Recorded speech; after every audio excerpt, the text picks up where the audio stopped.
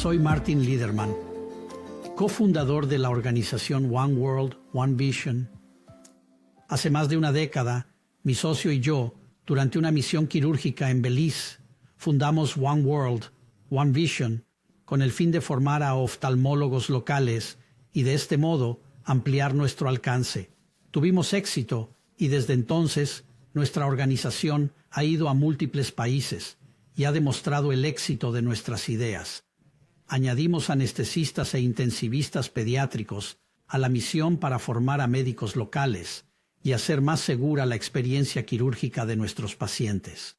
Desde entonces entendimos que un paciente, estudiante y cirujano, a pesar del éxito obtenido, no podía ni de lejos satisfacer las necesidades. Hay decenas de millones de niños y adultos con estrabismo y ambliopía. Decidimos apoyar un curso en vídeo sobre estrabismo y ambliopía y contactamos al Dr. Bert Kushner para planear el plan de estudios. Contratar expertos de todo el mundo. Estipulamos que el curso se tradujera a varios idiomas y que se distribuyera sin coste alguno en todo el mundo a los cirujanos oculares. Agradecemos especialmente a nuestros antiguos pacientes y amigos por ayudar a hacer nuestro sueño realidad. Estamos encantados de que el Dr. Kushner haya aceptado el reto y esperamos que encuentre las conferencias estimulantes y educativas y que las comparta con sus colegas y estudiantes.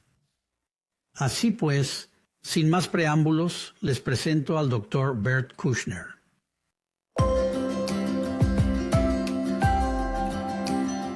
Les doy la bienvenida a esta conferencia sobre cirugía del músculo oblicuo en el curso de estrabismo One World, One Vision. Si usted es un espectador de repetición, quiero darle la bienvenida. Si eres nuevo en esta serie, me alegro de que estés aquí. Soy Bert Kushner y soy el moderador de esta serie de conferencias. Y somos particularmente afortunados hoy de tener al doctor Federico Viles, que nos hablará de la cirugía del músculo oblicuo. El doctor Viles es el titular de la cátedra Leonard Abt de oftalmología pediátrica en UCLA Jules Stein y el Instituto Doheny. Es editor asociado del Journal of APOS y editor médico del Boletín de la Sociedad Mundial de Oftalmología Pediátrica y Estrabismo. Preside el Comité de Estrabismo en Adultos de la APOS y es miembro del Comité de Programas de la Academia Americana de Oftalmología. El Dr. Viles ha presentado más de 400 conferencias nacionales e internacionales, incluyendo 5 conferencias de nombre, y tiene más de 250 artículos publicados. Ganó el premio a la mejor docencia del Instituto Jules Stein de UCLA. Sus intereses incluyen el tratamiento de la enfermedad ocular tiroidea, tratamiento binocular de la ambliopía, la estimulación muscular y el uso del factor de crecimiento como prevención, la fibrosis muscular ocular. Verá por qué tiene tantos elogios cuando escuche su charla. Estoy seguro de que la disfrutarán tanto como yo. Gracias, doctor Kushner. Es un verdadero placer estar aquí con todos los colegas. Quiero agradecer a la organización One World, One Vision por invitarme a presentar esta conferencia sobre cirugía de los músculos oblicuos. Vamos a dividir esta conferencia en oblicuo superior y oblicuo inferior. Comenzamos con el oblicuo superior. Bajo acción. Esta condición se caracteriza por una hipertropía, un patrón en B y extorsión. Con respecto a la hipertropía, es muy importante determinar qué campo de acción está afectado por el oblicuo superior en acción. Es el campo de acción del oblicuo inferior ipsilateral, por lo que la desviación será peor en la elevación de la aducción contralateral o es el campo de acción del oblicuo superior afectado? La desviación será peor en aducción e infraducción, correspondiente al campo de acción del oblicuo superior afectado. La desviación es comprometida o incomitente. La mayoría de las comprometedoras se relacionan con infracción del oblicuo superior asociada a una contractura del músculo recto superior ipsilateral. Las desviaciones incomitentes suelen ser peores en el campo de acción del oblicuo inferior o del oblicuo superior. Son peores en los casos contralaterales. El patrón en B puede ser causado por infracción del oblicuo superior en mirada abajo y se manifiesta por una esotropia en B en la mirada hacia abajo, pero hay pacientes que presentarán una exotropía en la mirada arriba por un oblicuo inferior sobre acción en elevación. La fuga es un intortor. Cuando es hipofuncionante, los pacientes presentarán una rotación exacta de la mácula relativa al nervio óptico. Los pacientes con hipofunción del oblicuo superior frecuentemente tendrán una prueba de inclinación de la cabeza con un aumento de la hipertropia cuando la cabeza se inclina hacia el lado afectado del oblicuo superior al funcionar. Esta imagen muestra la hipertropía derecha que disminuye cuando el paciente inclina la cabeza hacia la izquierda. Clasificación del oblicuo superior en acción con base a una escala de 0 a -4 corresponderá a la cantidad de rotación hacia abajo en MINOT, el campo de examen del oblicuo superior. Esto corresponde a la posición en una deducción porque el tendón del oblicuo superior se alineará con el eje visual del ojo y este eje, cuando se alinea el oblicuo superior, permitirá al examinador determinar la función vertical del oblicuo superior mucho más fácil si el músculo actúa normal o si es un músculo de acción insuficiente. La imagen superior representa un paciente con una leve depresión en una deducción. La imagen del medio se muestra significativamente en una depresión en deducción y el más grave será un -3, que es la imagen inferior demostrado depresión significativa en una deducción. En este paciente note que no tenía rotación de la mirada hacia abajo en el campo de acción del oblicuo superior. Y este video muestra que cuando el paciente mira hacia la derecha, tiene muy buena rotación ocular y excelente elevación. Cuando el paciente mira a la izquierda, hay una importante depresión inferior con una hipertropía del ojo derecho en una deducción. Esto es lo que yo llamo un -4 oblicuo superior en acción. Ve ahora a este paciente con una posición con la barbilla hacia abajo y mirando hacia arriba, el paciente tiene visión única. Este es un patrón común en pacientes con parálisis bilateral del oblicuo superior. Este video demuestra un paciente que tiene muy buenas rotaciones a la derecha con buena elevación en todos los campos, buenas rotaciones a la izquierda. Y cuando el paciente mira hacia abajo, vamos a ver un significativo patrón de esotropía en B, con depresión inferior del ojo izquierdo en una deducción y más significativa el ojo derecho en una deducción. Observe la parálisis bilateral del oblicuo superior. Voy a usar una clasificación ya no se frecuenta, pero que es realmente muy importante cuando se aborda a un paciente quirúrgico con subdepresión del oblicuo superior. Es la clasificación NAP para parálisis del oblicuo superior y es muy útil. Así que vamos a suponer que un paciente tiene una monocular o unilateral izquierda, oblicuo superior bajo acción.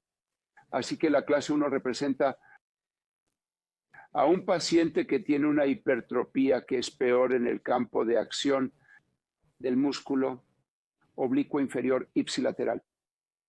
Este paciente será tratado debilitando el oblicuo inferior. La clase 2 es el paciente que tiene una más significativa desviación, hipertropía en el campo de acción del oblicuo superior afectado. El procedimiento más frecuente realizado para este paciente es el de fortalecimiento del oblicuo superior.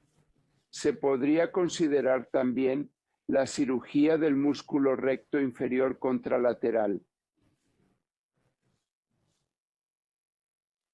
La clase 3 se caracteriza por una hipertropía significativa en todos los campos aductores contralaterales. Y el paciente tendrá una hipertropía significativa en el campo de acción del oblicuo inferior y del oblicuo superior. En general, dependiendo del grado de desviación que este paciente tenga en este campo, el paciente puede ser tratado con un fortalecimiento del oblicuo superior, como un pliegue del oblicuo superior. Y si la desviación es muy grande, más de 25 dioptrías, añade otro músculo, en este caso un procedimiento de debilitamiento del oblicuo inferior. Clase 4 es el paciente que tiene una desviación significativa, no solo en todos los campos de 8 deducción, sino en todos los campos de mirada abajo.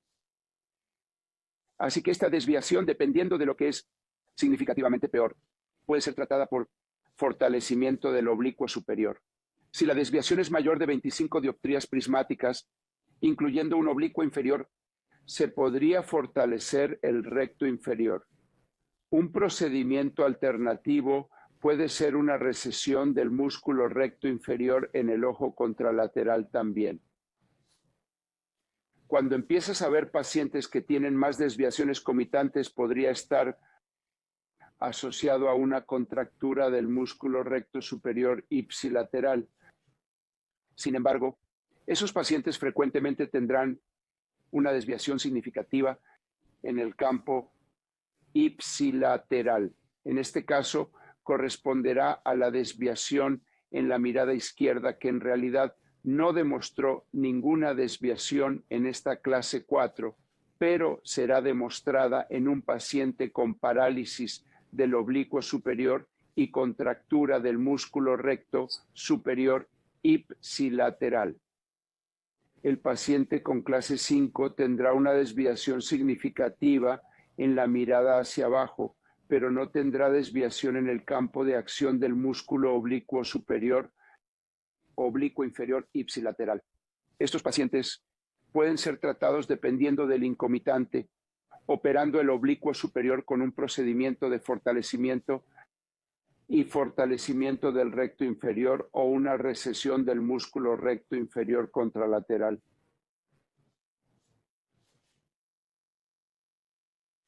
La clase 6 es con parálisis bilateral del oblicuo superior, y esto es importante porque el paciente con parálisis bilateral del oblicuo superior, bilateral, clínicamente debe tener hipertropía inversa. Esos pacientes tendrán un oblicuo superior hipofuncionante, que da una hipertropia inversa representada por una hipertropia derecha en la mirada izquierda-derecha y una hipertropía izquierda en la mirada derecha. Podría estar únicamente en el campo de acción de los oblicuos superiores.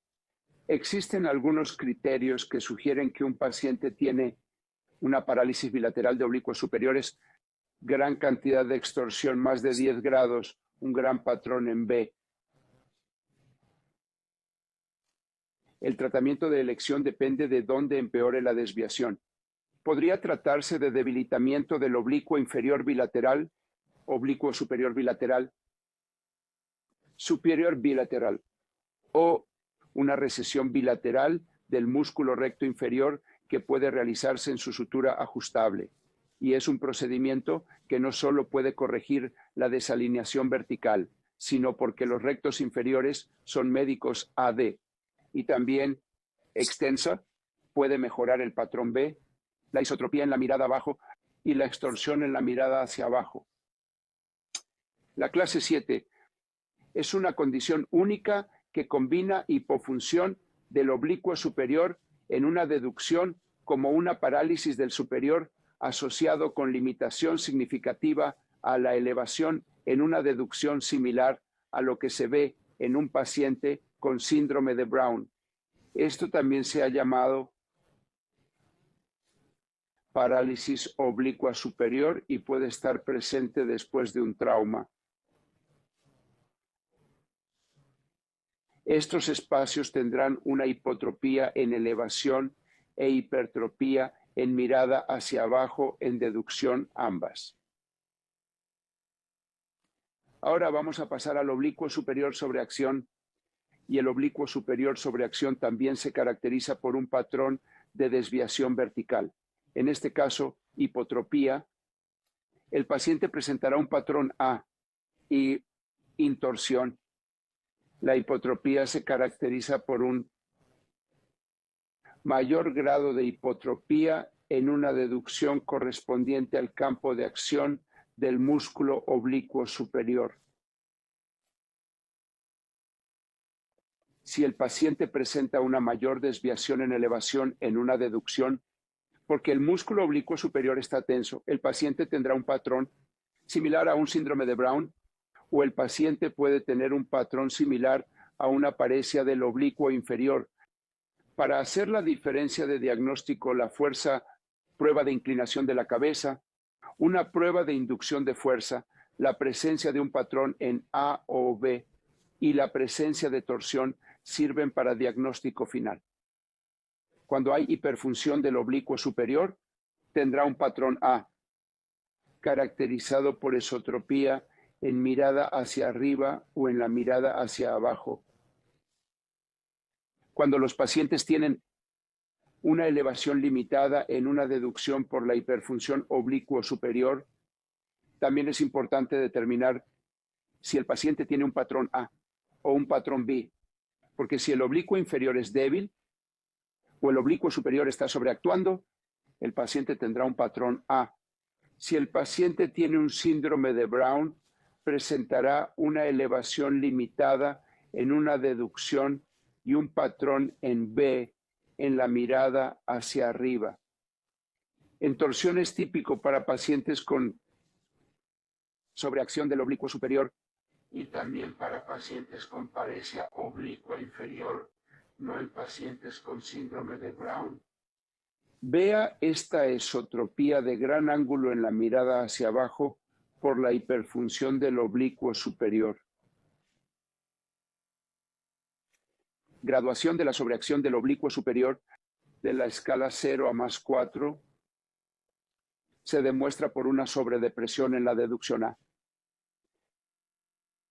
La imagen superior muestra un paciente con una leve depresión en la deducción A del ojo izquierdo. La imagen del medio muestra una sobredepresión más significativa en la deducción A del ojo derecho y la imagen inferior muestra una sobredepresión muy significativa en la deducción A en un paciente con enfermedad de Graves y sobreacción oblicua superior severa. Este es un paciente con sobredepresiones en la deducción A más severa en el ojo izquierdo que en el derecho. Vamos a pasar al músculo oblicuo inferior y vamos a empezar con el oblicuo superior subaccionado. La infracción del oblicuo inferior se caracteriza por una hipotropía en el campo de acción del oblicuo inferior. Es muy importante evaluar el patrón. Si un paciente tiene un patrón A, es muy probable que el paciente tenga un oblicuo inferior con un oblicuo superior sobreactuado. Sin embargo, si el paciente no puede elevar el ojo en A deducción y el paciente tiene un patrón en B, es muy probable que exista una restricción a la elevación en la deducción A por síndrome de Brown. Los pacientes con subacción del oblicuo inferior también tendrán una prueba de inclinación de la cabeza. Este cuadro se caracteriza por una leve hiperfunción del oblicuo superior en mirada abajo y en el ojo izquierdo se ve una elevación limitada en la deducción A. Este paciente tiene un oblicuo inferior débil con una elevación limitada en la deducción A y un patrón de exotropía A. Los pacientes con oblicuo inferior bajo acción demostraran entorsión en el examen de fondo de ojo. Por último, es muy importante realizar una prueba de deducción forzada para determinar si la limitación a la elevación en la deducción A es causada por restricción o por paresia, como se ve en pacientes con verdadero oblicuo inferior. Oblicuo inferior. Gradiente oblicuo inferior bajo acción en la escala 0 a -4 se demuestra en la imagen superior aquí con una elevación limitada del ojo izquierdo en la deducción A de -2,5 y una limitación muy severa a la elevación en la deducción A de -3 en la inferior, oblicuo inferior sobre acción. Así que los pacientes con sobreacción oblicua inferior tienen una hipertropia en el campo de acción del oblicuo inferior. También es muy común en pacientes con parálisis del oblicuo superior, en oblicuo inferior y una hipertropia en el campo de acción del oblicuo inferior, como demostramos antes en esta clase en la clasificación de Knapp de la clase 1. La parálisis del oblicuo superior. Los pacientes con hiperfunción del oblicuo inferior también presentarán patrón en B, exotropía en la mirada arriba, o si tienen función limitada del oblicuo superior en mirada abajo, o la causa primaria de la hiperfunción del oblicuo inferior es una parálisis del oblicuo superior, el paciente presentará una esotropia en la mirada hacia abajo. El componente torsional de una sobreacción del oblicuo inferior es la exciclotorsión. El paciente presentará una hipertropia, que es peor en adeducción en el campo de acción del oblicuo inferior, como se representa en esta imagen con una sobreelevación significativa en adeducción. Cuando el paciente tiene una mirada recta e izquierda, aquí hay una exotropía al mirar arriba, causada por una inferior, oblicuo inferior, y mayor que la sobreacción oblicua inferior. Como se muestra en esta imagen, demuestran una sobreacción leve, más una en la imagen superior moderada. Segunda imagen desde arriba. La tercera foto desde arriba demuestra una sobreelevación muy significativa en la deducción A del ojo derecho. La última foto muestra una sobreelevación significativa y un movimiento de abducción del ojo izquierdo al elevarse.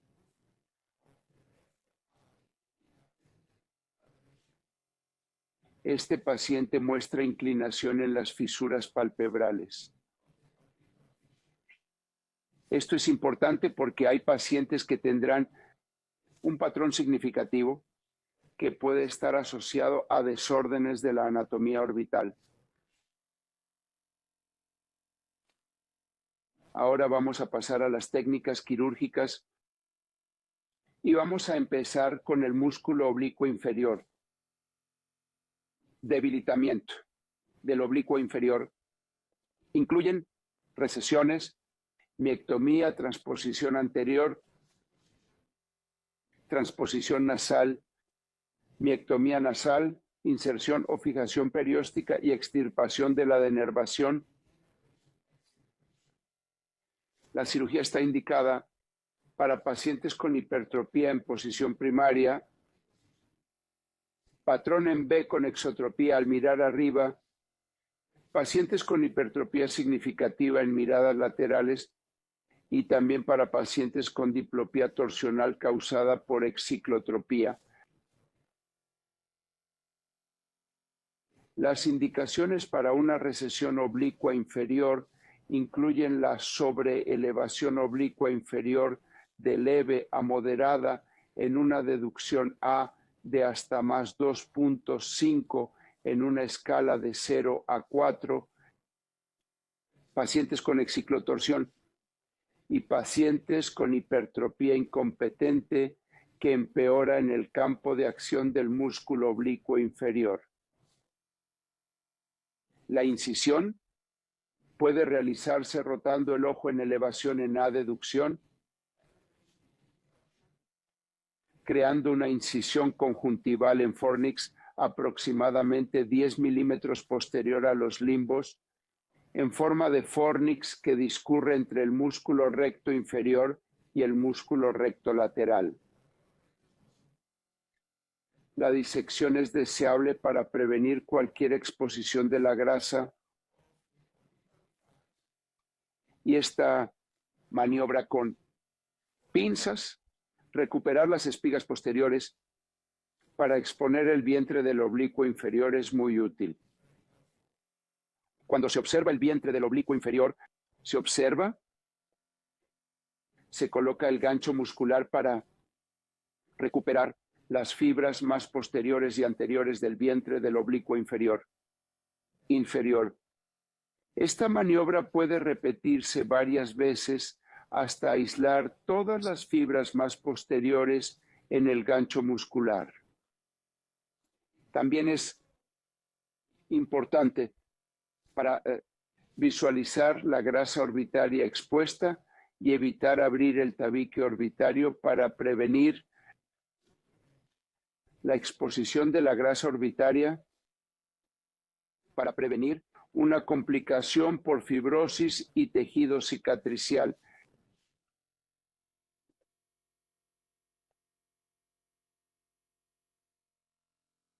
Otro método para debilitar el oblicuo inferior y exponer el oblicuo inferior se muestra en este vídeo. De nuevo, se crea una incisión conjuntival en el fornix, disección Roma, y con la ayuda de dos ganchos musculares, el músculo recto inferior se aísla el músculo recto lateral aislado y se coloca en el fornix inferotemporal para exponer el vientre del oblicuo inferior. Debe ser consciente de que las venas del vórtice están muy cerca de este cuadrante. Inferotemporal. Una pinza puede utilizarse cuando se aísla el oblicuo inferior. En realidad es muy útil porque puede ayudar con el control de la hemorragia. Es importante hacer una buena hemostasia antes de desinsertar el músculo oblicuo inferior. Personalmente recomiendo usar un solo brazo, sutura absorbible.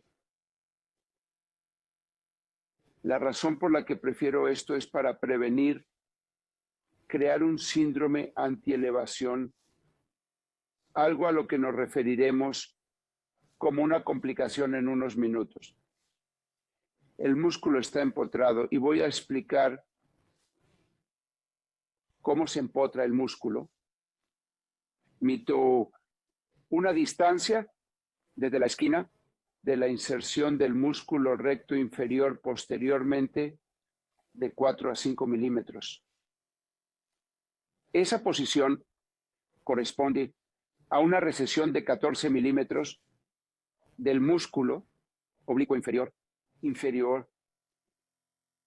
Cada milímetro temporal disminuye la cantidad de recesión en 1 milímetro. Así, por ejemplo, si mido 5 milímetros posterior a la esquina temporal de la inserción del recto inferior y 2 milímetros temporales desde ese punto, he recesionado el oblicuo inferior 10-12 milímetros. El músculo se asegura en la esclera con una sutura absorbible de un solo brazo. Este procedimiento es muy útil cuando los pacientes tienen varias pequeñas desviaciones en la posición primaria. Se conoce como paquete de alargamiento en Z con miotomías. Para este procedimiento coloco marcas en este vientre oblicuo inferior que se extienden desde la inserción del músculo. La inserción del músculo puedes verla porque ya está marcada y está aislado en un gancho muscular. Está al lado del recto lateral, que también está aislado en otro gancho muscular, y coloco marcas separadas por 1 milímetro. Cauterizo cuidadosamente para disminuir el sangrado. Como sabes, el oblicuo inferior es un músculo con un tendón muy corto y tiene tendencia a sangrar mucho cuando se hace una incisión. Así que cauterizo y corto en lados opuestos. Cada uno de estos cortes está separado por esas marcas 1 milímetro y cada corte corresponde al 50% de la anchura del músculo oblicuo inferior. Lo que esto crea es un control, elongación del músculo oblicuo inferior, que es muy útil para manejar una pequeña desviación. En mis mesas, cada incisión corrige aproximadamente una dioptría de hipertropía en posición primaria. Cuando el paciente tiene más de 5 o 6 dioptrías de prisma de hipertropía en posición primaria, personalmente prefiero hacer un procedimiento de recesión siguiendo la técnica que se presentó en la diapositiva anterior. Transposición anterior. Reservo este procedimiento para pacientes con sobreacción oblicua inferior más severa. Cuando digo más severa, son pacientes con más de +2 de sobreacción oblicua inferior en la escala de 0 a +4. También lo aplico en casos de desviación vertical disociada que presentan una desviación incomitente. El paciente con desviación vertical disociada, que tiene una desviación que es peor en la mirada opuesta, en el campo de acción del oblicuo inferior, se beneficiará de debilitar el oblicuo inferior. Y el procedimiento más comúnmente realizado es un debilitamiento que es anterior a la línea de la trayectoria del oblicuo inferior. En otras palabras, el oblicuo inferior se transpone anteriormente y hay diferentes grados. Algunos lo llaman estación 0, cuando el oblicuo inferior se reinserta al nivel de la coordenada temporal de la inserción del recto inferior. Cada milímetro posterior se considera como -1, -2, -3, posición para la transposición anterior.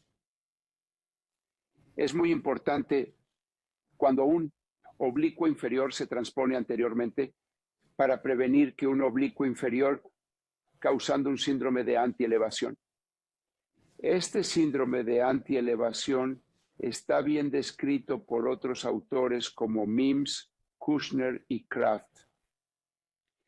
Y las causas más comunes de un síndrome de antielevación incluyen la propagación de el oblicuo inferior temporal a la inserción del músculo recto inferior a más de 2 milímetros, separando la nueva inserción del oblicuo inferior más de 2 milímetros si se utiliza una sutura de doble brazo, o colocando la transposición anterior por delante de la inserción del músculo recto inferior.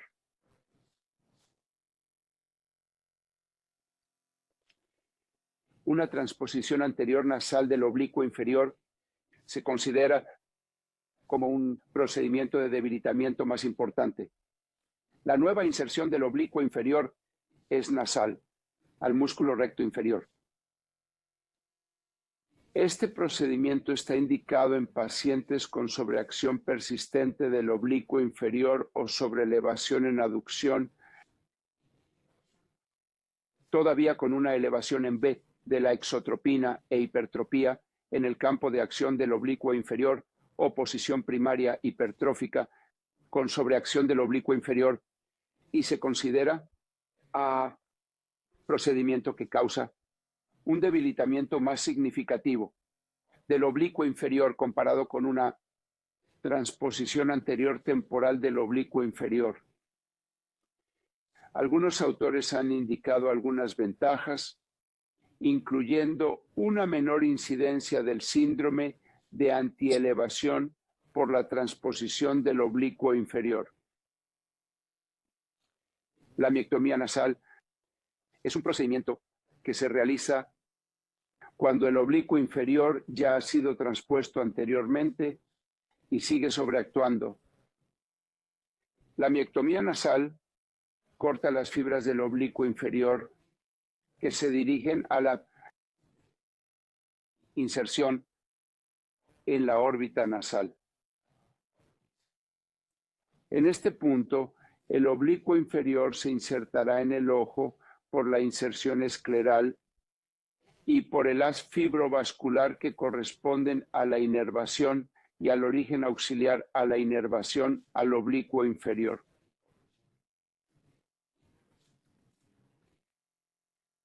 Así que si realizas una miectomía nasal, en teoría, tu músculo oblicuo inferior está corriendo en el camino del músculo recto inferior. Debilitará la elevación del oblicuo inferior más que cualquiera de los otros procedimientos.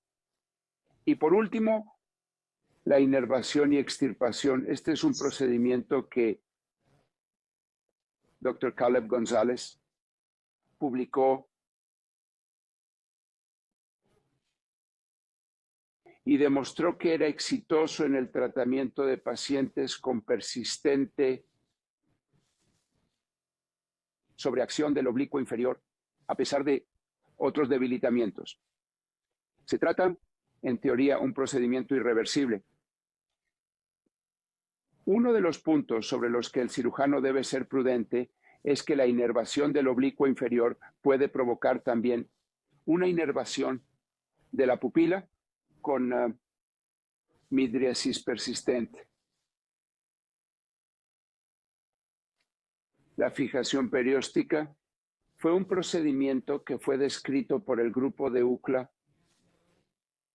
dirigido por el Dr. Rosenbaum, y fue un procedimiento cuando todo lo demás no funcionaba, tratando de debilitar el oblicuo inferior. Debido al debilitamiento profundo, pero en teoría es reversible, la mayor preocupación al realizar este procedimiento es abrir el tabique y la exposición de la grasa orbitaria que puede causar una fibrosis con estradismo restrictivo.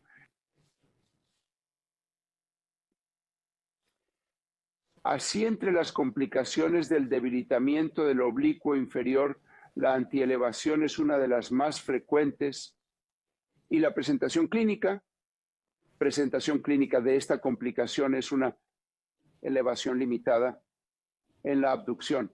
Cuando se tiene una antielevación, el ojo afectado no puede elevarse en succión AB. La antielevación es un fenómeno inervacional.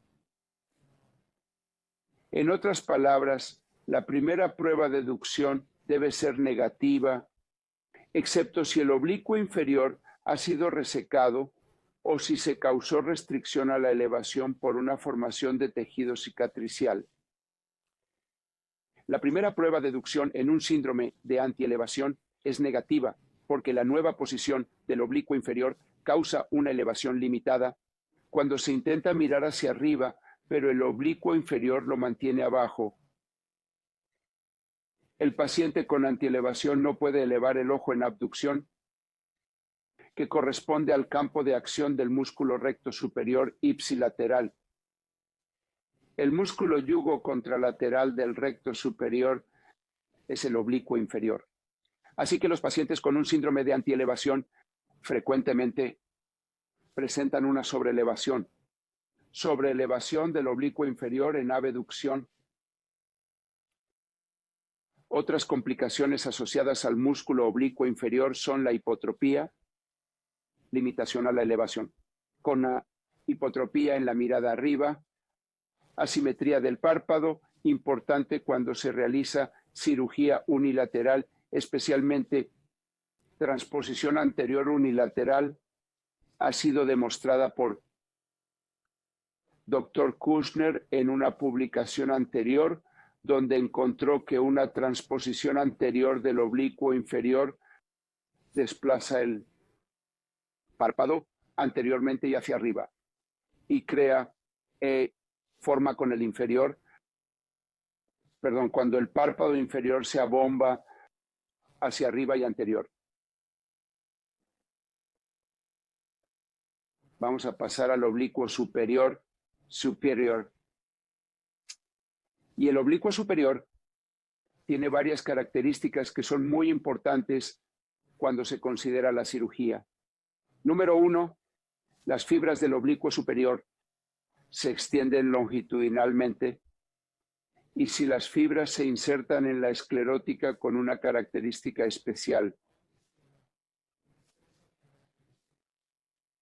El doctor Helveston, en un artículo publicado por él, demostró que las fibras del tendón oblicuo superior se mueven de forma telescópica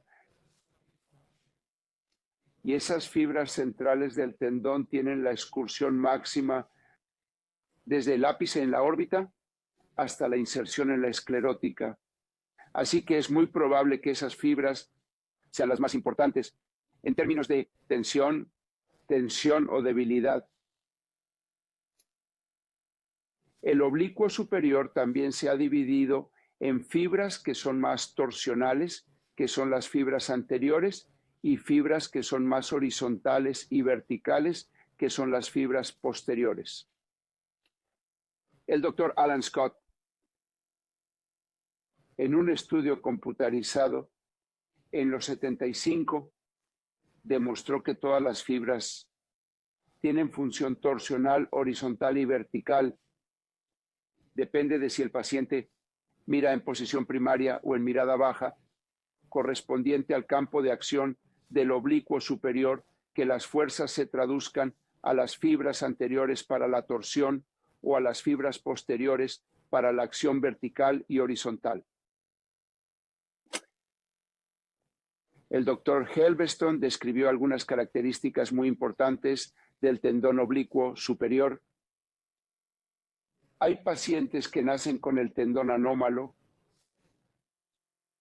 y la condición más común es un tendón laxo. Y estos pacientes con el oblicuo superior bajo acción tendrán un tendón que se conoce como redundante o laxo. Y cuando se realiza la prueba de succión forzada exagerada del oblicuo superior, el tendón es flojo.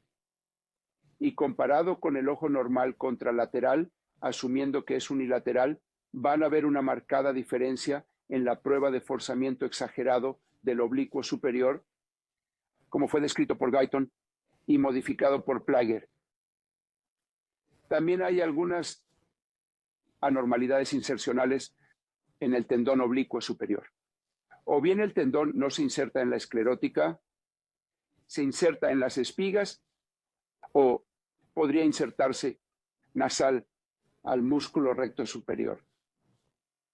Y finalmente, el tendón del oblicuo superior, tendón puede estar ausente, aunque la RM coronal muestre algún vientre posterior en la órbita,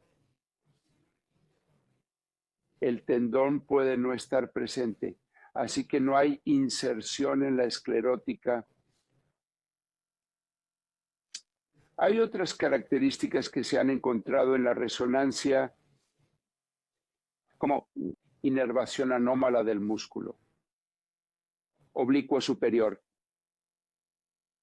La prueba de forzamiento exagerado a la que me refería es una prueba en la que se rota el ojo, se retropulsa y se mueve en su producción, y el ojo es rotado adelante y atrás en un movimiento de torsión, creando tensión en el tendón oblicuo superior. Cuando el tendón es normal, el cirujano debe sentir el tendón tocando la esclerótica y haciendo un pase. Pero cuando el tendón está flojo o laxo o redundante, no hay tal sensación. Si un paciente presenta con una prueba de succión forzada exagerada que muestra un tendón laxo, la exploración del oblicuo superior. Y si el oblicuo superior está laxo, de fortalecimiento del oblicuo superior, como el pliegue muscular, es recomendado. Los procedimientos quirúrgicos del oblicuo superior se dividen en debilitamiento y procedimientos de fortalecimiento. Y es realmente la indicación por el examen clínico que determinará qué procedimiento realizar. Si usted tiene un paciente con un patrón A o elevación limitada en la deducción A, un paciente con síndrome de Brown, debilidad oblicua inferior, un paciente con un patrón A, desviación vertical disociada, y el patrón A es mayor de 10 dioptrías prismáticas, especialmente con una incompetencia en la que el paciente tiene más DVD en adeducción, debilitamiento del oblicuo superior, puede estar indicada. Y también para pacientes con intorsión. Los procedimientos de fortalecimiento se recomiendan en pacientes con parálisis del oblicuo superior, con hipertrofia incompetente, especialmente en el campo del oblicuo superior afectado o con extorsión como manifestación más importante.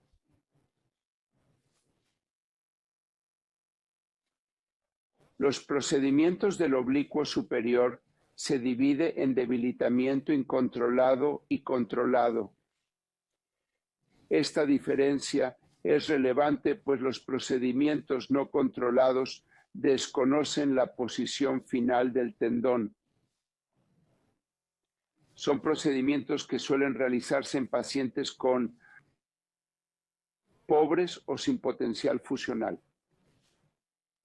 Y son procedimientos que tienen una corrección más significativa de la hipertrofia en la posición primaria y en el campo de acción del oblicuo superior. Corrección. Son procedimientos que se realizan para corregir una hipertrofia más significativa en el campo de acción del oblicuo superior y en adeducción. Por ejemplo, pacientes con tiro hacia abajo en adeducción. Pero como complicación de este procedimiento, es más frecuente crear una parálisis oblicua superior secundaria. Graduado o procedimientos de debilitamiento controlado son aquellos procedimientos que se realizan solo para debilitar las fibras más posteriores. Por ejemplo, en pacientes que tienen excelente potencial fusional, pero disminución en deducción A. Entonces la tenectomía posterior no debilitará las fibras anteriores, pero sí las posteriores. Este procedimiento de tenectomía posterior reducirá las posibilidades de parálisis oblicua superior y extorsión al no debilitar las fibras anteriores. Además, la recesión del oblicuo superior después del trayecto del tendón del oblicuo superior. Plastia en C de alargamiento dividido. El espaciador que puede realizarse con silicona o de sutura.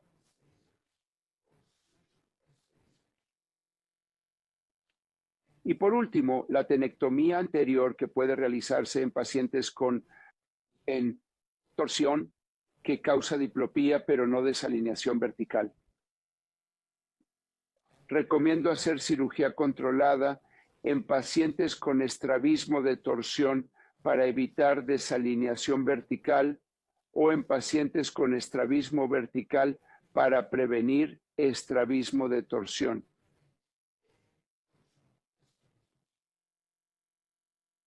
Fortalecimiento del oblicuo superior.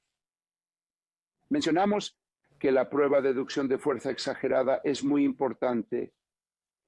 Indicaciones para el estiramiento del oblicuo superior son un tendón laxo en un paciente que tiene una desviación vertical, caracterizada por una hipertrofia en la posición primaria de 10 dioptrías prismáticas o más en la posición primaria, con una hipertrofia significativa en el campo de acción del oblicuo superior. Los pacientes que presentan un oblicuo superior bajo acción entre -2 y -3. Es deseable una leve sobreacción del oblicuo inferior, porque si ese procedimiento es realizado en un paciente que no tiene sobreelevación en una deducción, la cirugía puede resultar en una subelevación significativa en una deducción o un síndrome de Brown secundario. También es procedimiento que se realiza cuando el paciente tiene como parte de la desviación exciclotrópica o extorsión. Y este video, amablemente compartido por la doctora Noemi Rosero de Barcelona, representa una técnica quirúrgica para realizar un oblicuo superior. Se pueden utilizar suturas absorbibles y no absorbibles. También se puede utilizar un instrumento llamado Tucker oblicuo superior, que puede en milímetros ayudarle a determinar la cantidad de pliegue. Yo personalmente hago esta técnica en la que utilizo 2 suturas, una a cada lado del oblicuo superior para crear el pliegue. Mi recomendación cuando se hace un pliegue es la siguiente. Si quieres saber si un pliegue del oblicuo superior está tenso o no, retire el espéculo ileto, retire las suturas de tracción y repita la prueba de inducción de fuerza. Esto es importante. Hay que hacerlo antes y durante el procedimiento. Coge el ojo con una pinza en el limbo de las 6. Tome el ojo en una rotación de deducción recta y elevar el ojo. Y elevas el ojo para saber preoperatoriamente hasta dónde puedes elevar el ojo. Después de realizar un pliegue oblicuo superior, la restricción ideal debe ocurrir cuando las 6 en punto en una deducción pasan el cantus medial. Si no puede pasar el cantus medial, el pliegue oblicuo superior está demasiado apretado y te recomiendo que aflojes el pliegue. Pero si puedes llevar el ojo en elevación en deducción sin restricción, te recomiendo reposicionar las suturas o poner un segundo juego de suturas, creando una mayor cantidad de pliegue en milímetros. Las complicaciones del TOC oblicuo superior, la más común, es la incapacidad de elevar el ojo en deducción, también conocido como síndrome de Brown secundario. La mayoría de los pacientes con síndrome de Brown leve secundario a la cirugía estética del oblicuo superior mejoran a medida que se afloja la sutura y se afloja el tendón. Pero si el paciente tiene una sobrecorrección inicial importante, lo ideal es llevarlo de nuevo a quirófano a los pocos días y reposicionar las suturas para prevenir fibrosis permanente y el síndrome de Brown permanente. Una reposición oblicua superior está indicada en pacientes que tienen una inserción anómala del tendón oblicuo superior que está presente en alrededor del 19 o 20% de los pacientes con anomalías congénitas del tendón oblicuo superior. La más común e importante es la inserción nasal. Y en el artículo del Dr. Helmstone, él lo llamó anomalía del tendón oblicuo superior clase 2. Y este paciente tiene una inserción en el lado nasal del recto superior.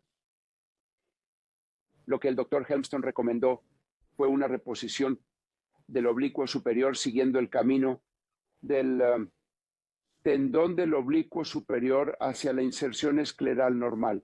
Sin embargo, si el oblicuo superior está tenso,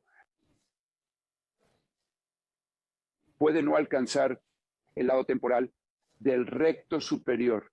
Aquellos pacientes con inserción nasal del oblicuo superior, cuando el tendón se inserta a nivel de esa nueva inserción anterior al ecuador.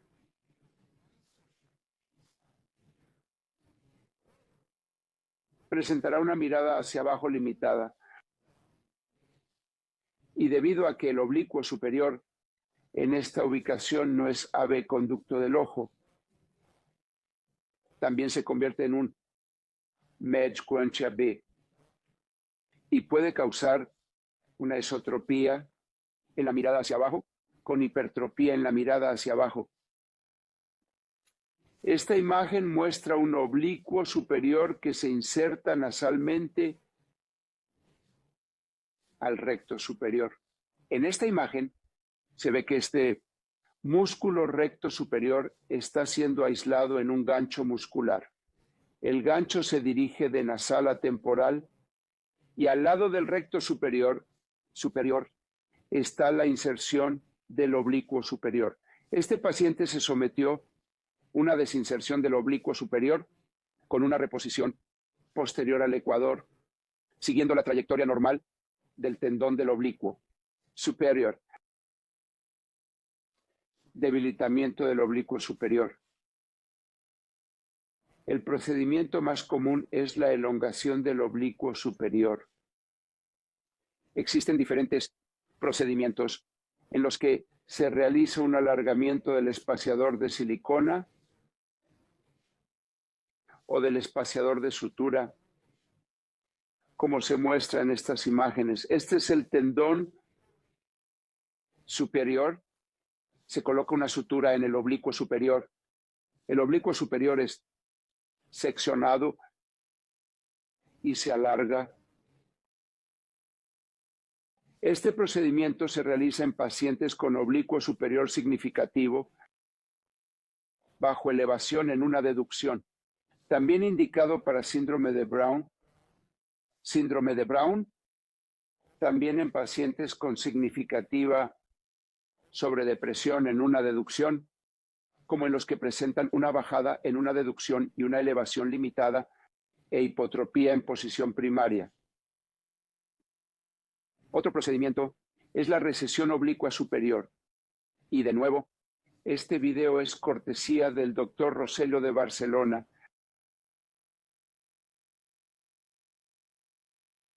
Este procedimiento muestra el tendón oblicuo superior siendo aislado en una sutura y el músculo se reinserta en la esclerótica siguiendo el camino, siempre teniendo en cuenta dos cosas que son muy importantes en la anatomía del oblicuo superior. Número uno, las uniones entre el oblicuo superior y el recto superior. El frenillo necesita ser disecado usando disección Roma para permitir que el tendón oblicuo superior corra nasalmente bajo el músculo recto superior. Y en segundo lugar, cuando el tendón oblicuo superior alcanza el ecuador y es anterior al ecuador, se convierte en un antidepresor. Y si el tendón del oblicuo superior también es anterior al ecuador, también pierde parte de las fuerzas de canalización AB. La tenectomía posterior es una cirugía que se realiza para tratar pacientes con hipotropías verticales en el campo de acción del oblicuo superior o pacientes con exotropias de pequeño ángulo en la mirada hacia abajo o desviaciones verticales que tienen menos de 10 dioptrías prismáticas de patrón A. La tenectomía posterior respeta las fibras anteriores del oblicuo superior para evitar torsional. La cirugía de torsión del oblicuo superior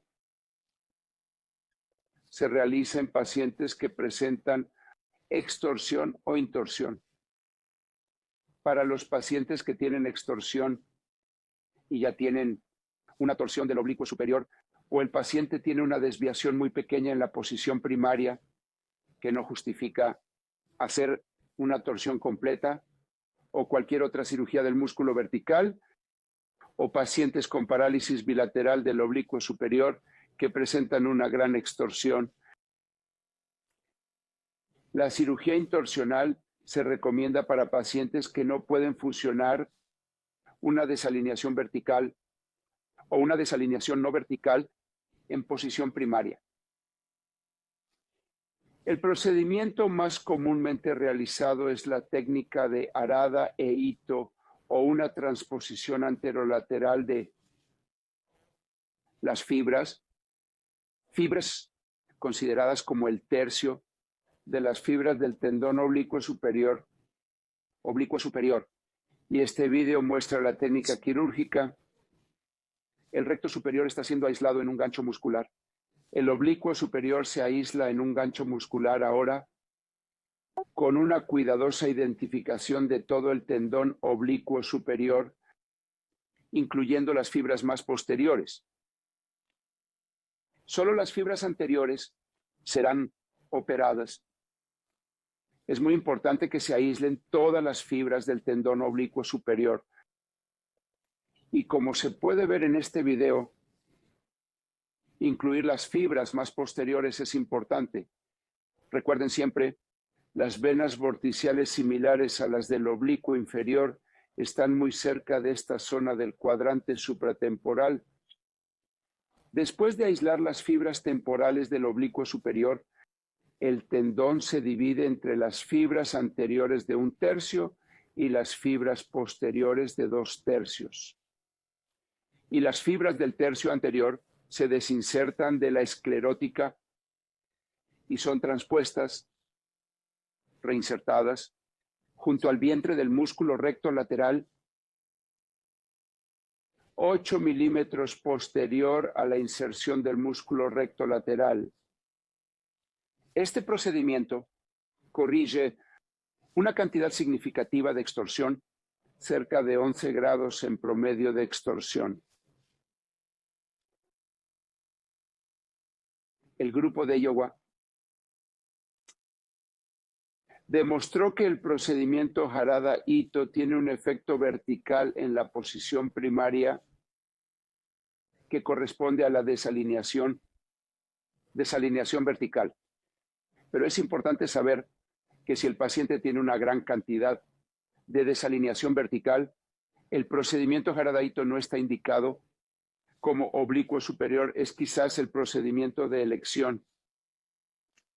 También es muy importante saber que los pacientes sometidos al procedimiento Harada-Ito tienen una cirugía que no es estable por varios meses y quizás sea conveniente crear una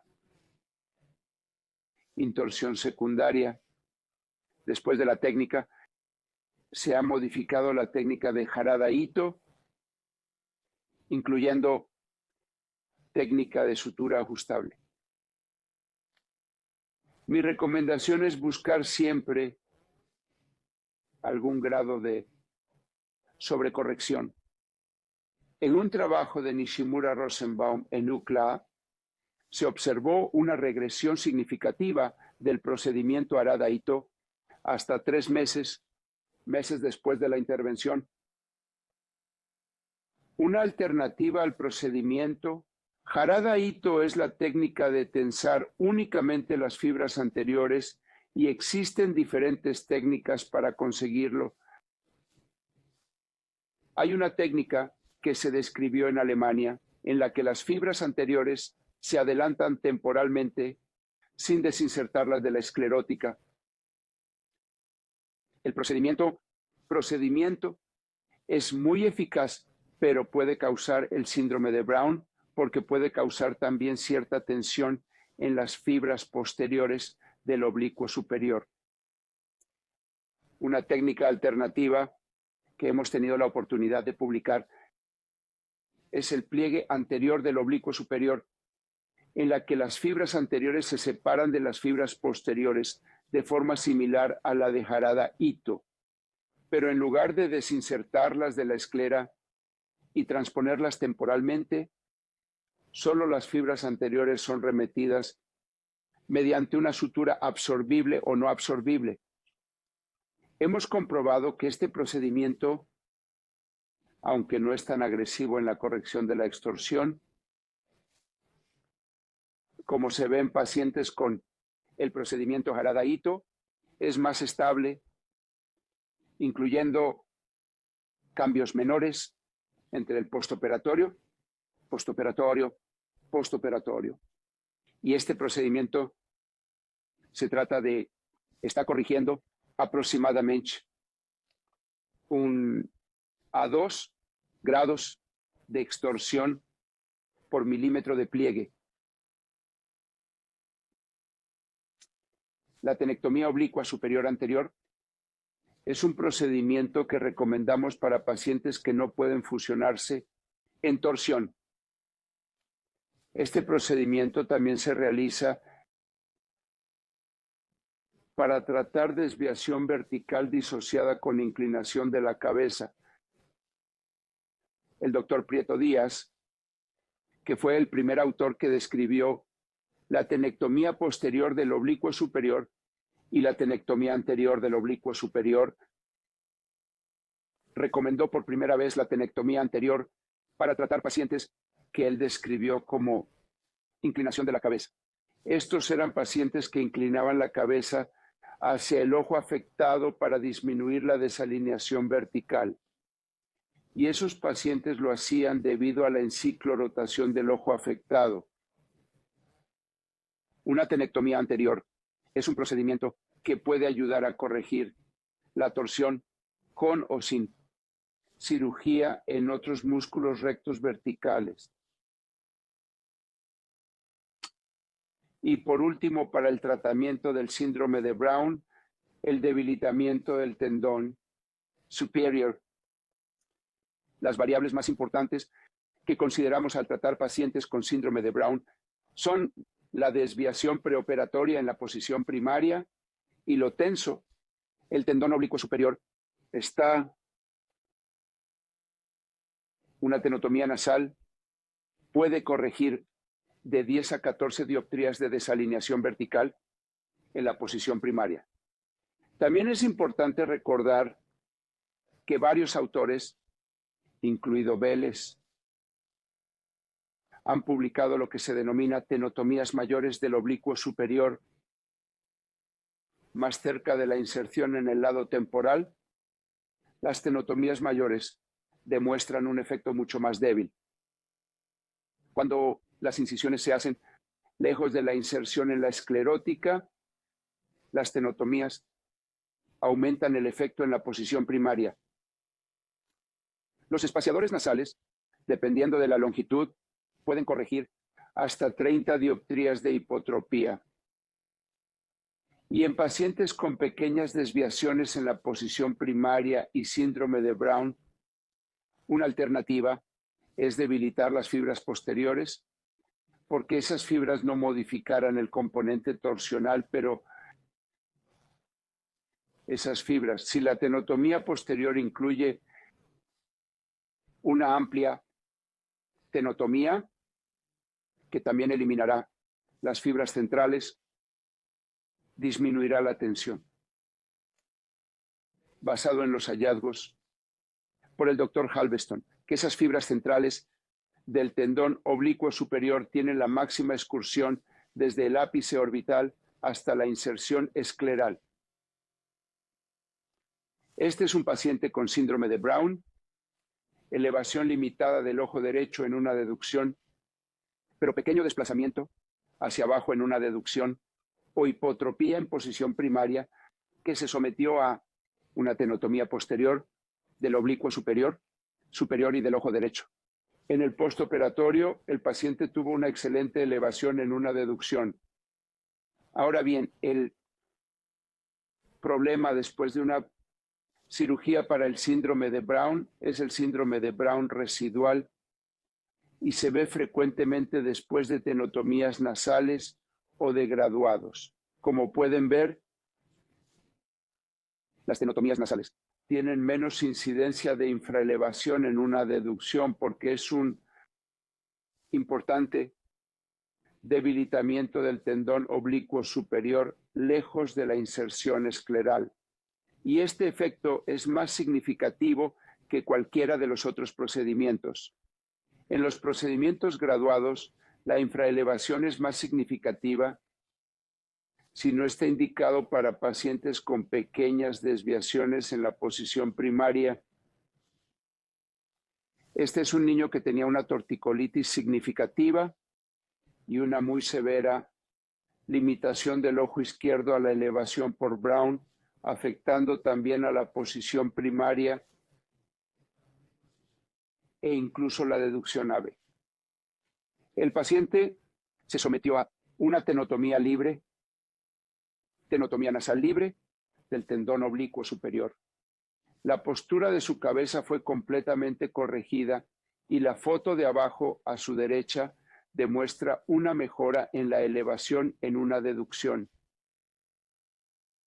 El siguiente procedimiento, en mi opinión, tiene un valor significativo en el manejo de pacientes con síndrome de Brown congénito, pero también en pacientes con síndrome de Brown adquirido. Fue descrito por primera vez por una autora brasileña, Horta Barbosa. Y este procedimiento consiste en un adelgazamiento del tendón oblicuo superior. Voy a presentar el procedimiento y voy a remarcar los pasos importantes de cuando se realiza esta cirugía en pacientes con síndrome de Brown. El primer paso es hacer una exagerada prueba de deducción forzada en elevación en una deducción. Como pueden ver en esto, estoy tratando de elevar el ojo en una deducción y tratar de mejorar la elevación. Si puedo mejorar la elevación en una deducción, esto tiene un significado que grueso porción del tendón oblicuo superior que es posterior a la tróclea, que no puede pasar a través de la tróclea en un intento de elevación en una deducción, es ahora anterior a la tróclea, gracias a la exagerada prueba de deducción forzada en elevación. Si tienes eso, entonces puedes proceder con un procedimiento de adelgazamiento oblicuo superior y puedes ver aquí que ahora la elevación es normal. Así que una incisión temporal superior extendida nasalmente, el músculo recto superior es expuesto. Sería ideal exponer el tendón oblicuo superior en el lado temporal del recto superior para extenderlo nasalmente. Y esto es importante porque todas las fibras serán capturadas mucho más fácil temporalmente que nasalmente, evitando las espigas. Aquí puedes ver el tendón oblicuo superior ahora en el lado nasal del músculo recto superior. Y como la prueba de deducción forzada exagerada ya ha sido hecho, se coloca un segundo gancho muscular entre las dos porciones nasales del músculo recto superior, músculo, y la tróclea. Ahora tienes dos ganchos musculares corriendo entre el tendón oblicuo superior. Uno está junto al recto superior y el otro está junto a la tróclea, exponiendo el tejido periférico alrededor del tendón oblicuo superior. Este tejido se diseca y se retira. Y este tejido se retira hasta la prueba de deducción forzada sea persistentemente negativa al final de la cirugía o hasta que no haya más engrosamiento, periférico engrosado, periférico. Es óptimo hacer este procedimiento bajo el microscopio para una mejor visualización de las fibras del tendón oblicuo superior y prevenir recortes que causen parálisis.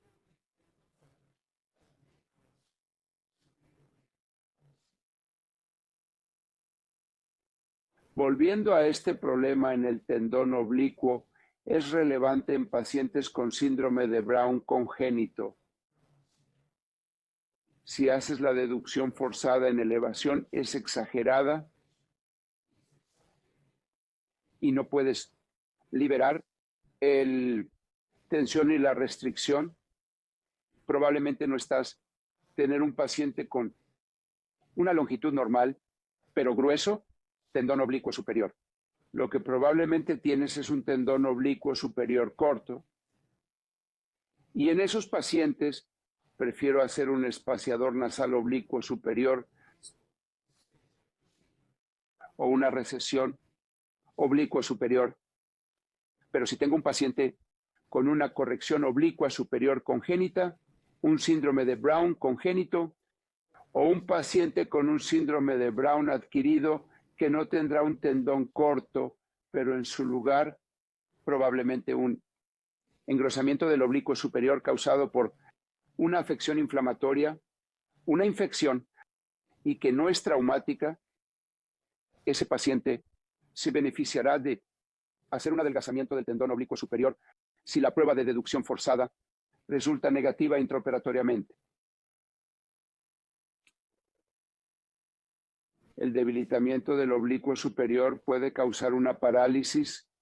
Este es un paciente con síndrome de Brown y puedes ver su limitación a la elevación en una deducción que es muy severa.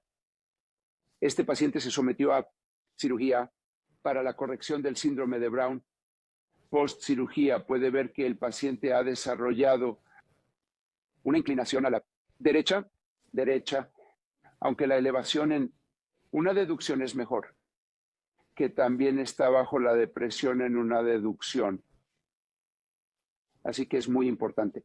Cuando se opera a pacientes con síndrome de Brown, para prevenir una parálisis oblicua superior, y si está considerando hacer un debilitamiento significativo en el oblicuo superior, por ejemplo, una tenotomía nasal, piense siempre que su paciente puede desarrollar una parálisis que requiera ser tratada por debilitamiento el músculo oblicuo inferior ipsilateral. Gracias al Dr. Kushner y organizadores por invitarme a esta conferencia. Gracias, Federico. Ha sido tan completa, tan clara y tan minuciosa. Sugiero cambiar el título a Todo acerca de los músculos oblicuos. Fue genial. Me gustaría compartir algunos comentarios y hacer una pregunta. Como era de esperar en un curso como este, hay cierto solapamiento entre temas. Hay una conferencia separada sobre estrabismo vertical. Hay una sobre estrabismo paralítico. Así que algunas cosas se repetirán. El caso índice del síndrome antielevación aparece en video en la conferencia de este curso sobre estrabismo vertical, al igual que el video original que Dave Guyton generosamente nos permitió utilizar en la prueba de forestucción exagerada, también en la conferencia sobre estrabismo vertical.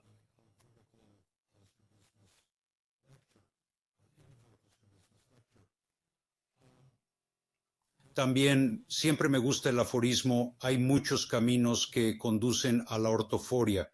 Los espectadores podrán observar que habrá enfoques algo diferentes, digamos, del tratamiento de la parálisis del oblicuo superior, dados de una conferencia a otra.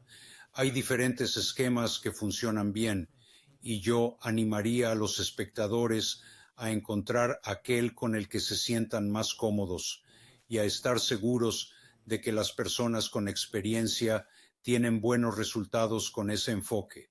También me interesó ver la cirugía estética del oblicuo superior, que el cirujano no utilizaba un tucker,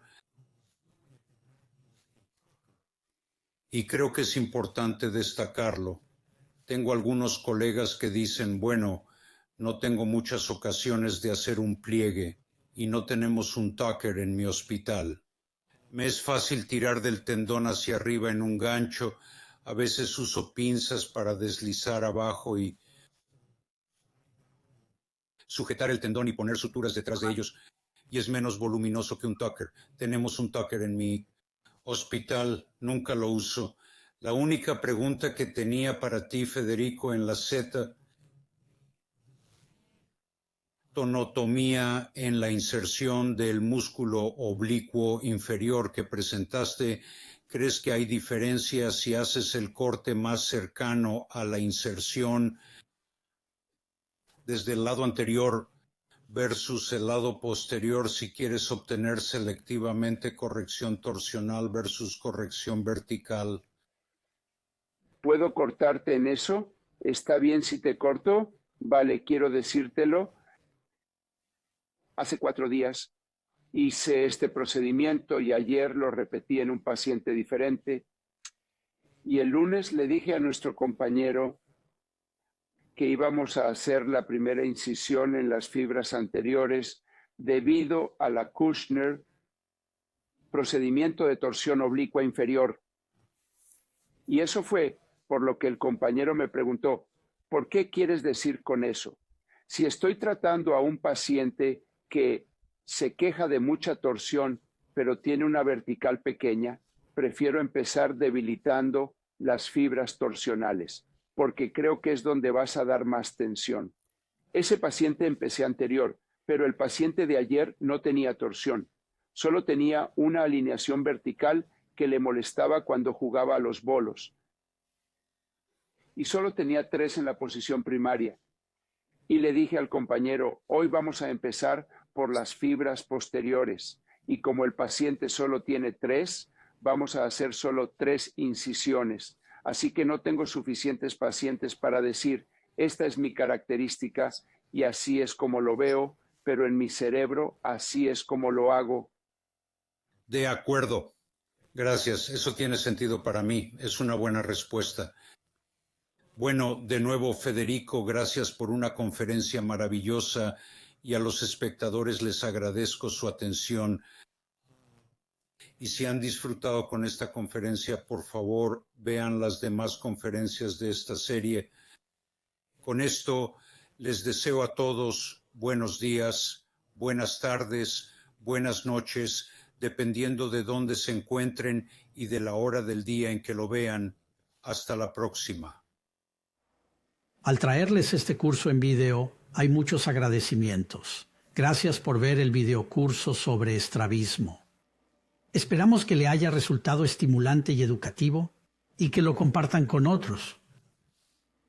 En One World, One Vision, queremos expresar nuestro más sincero agradecimiento a los conferenciantes por compartir sus conocimientos. Y por supuesto a Bert Kushner por asumir la carga, esperamos que feliz, de desarrollo y moderación.